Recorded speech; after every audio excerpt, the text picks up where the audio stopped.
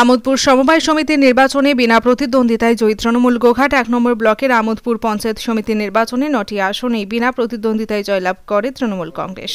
আসলে বিরোধী কোনো রাজনৈতিক দলই প্রার্থী দেয়নি। সমিতির ভোটে ফলস্বরূপ বিনা প্রতিদ্বন্দ্বিতায় জয়লাভ করে তৃণমূল কংগ্রেসের প্রার্থীরা।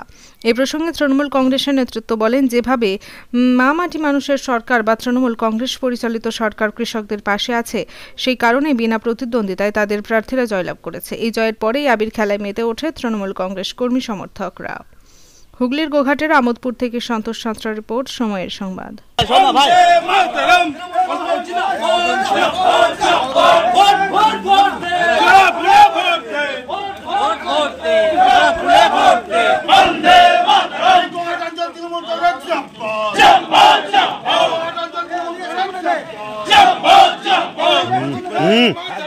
আপনি প্রার্থী ছিলেন এবং আজ নমিনেশন হলো, কি বলবেন বিষয়টা নিয়ে? হ্যাঁ, আমার নাম শক্তিপদ বিশ্বাস।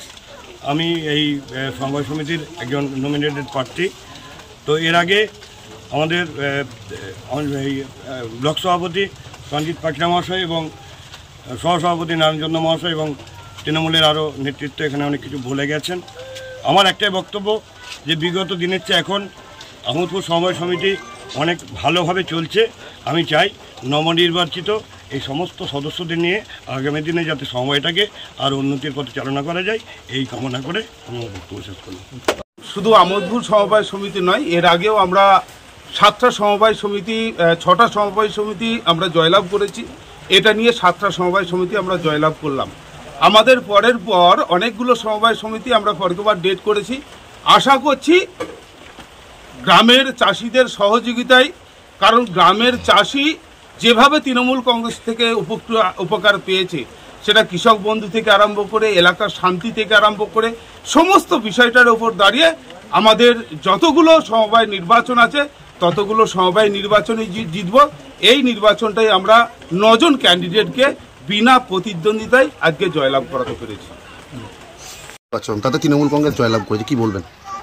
দেখুন, সারা পশ্চিমবাংলায় দেখতে পাচ্ছেন যে সমবায় সমিতিগুলো, বামফ্রন্ট পরিচালিত সমবায় সমিতি যখন ছিল খুবই রুগ্ন অবস্থায় ছিল। বর্তমান সরকার কৃষকদের পাশে দাঁড়িয়েছে। মাননীয় মুখ্যমন্ত্রী মমতা বন্দ্যোপাধ্যায় কৃষকদের প্রতি আন্তরিকতা দেখিয়েছে এবং সমবায়গুলোকে উজ্জীবিত করার জন্য কৃষকদের বিভিন্ন প্রকল্প মাধ্যমে তাদের উপকৃত করছে।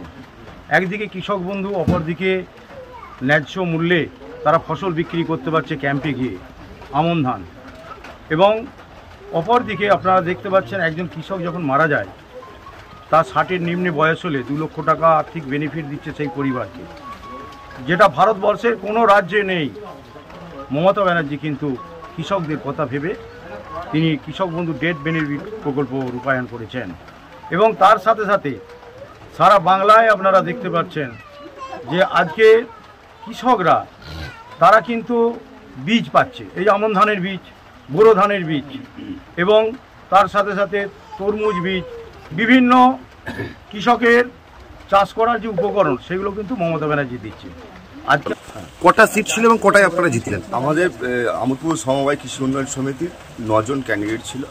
9 জনে আমাদের তৃণমূল কংগ্রেস আজকে নমিনেশন ফর্ম জমা দিলেন এবং 9টাতেই আমরা আনকন্টেস্টেড, বিরোধী কোনো জায়গা পায়নি এবং তারা কেউ সাহস দেখাতে পারেনি। সিপিএম, বিজেপি, কংগ্রেস কেউ সাহস দেখাতে পারেনি, কারণ মমতা ব্যানার্জির যে উন্নয়ন, এর জয় মমতা ব্যানার্জির জয়, অভিষেক বন্দ্যোপাধ্যায়ের জয়। সর্বত্র যেখানেই সমবায় সমিতি, স্কুল বোর্ড গঠন, সবেতেই কিন্তু তৃণমূল কংগ্রেস, কারণ তৃণমূল কংগ্রেস বাংলায় যে উন্নয়ন করছেন।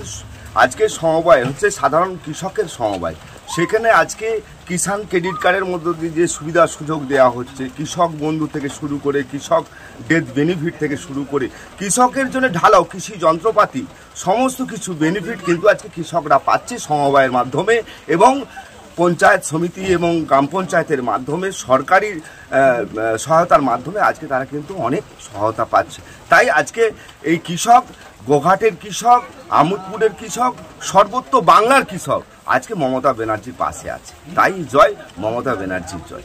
Thank you.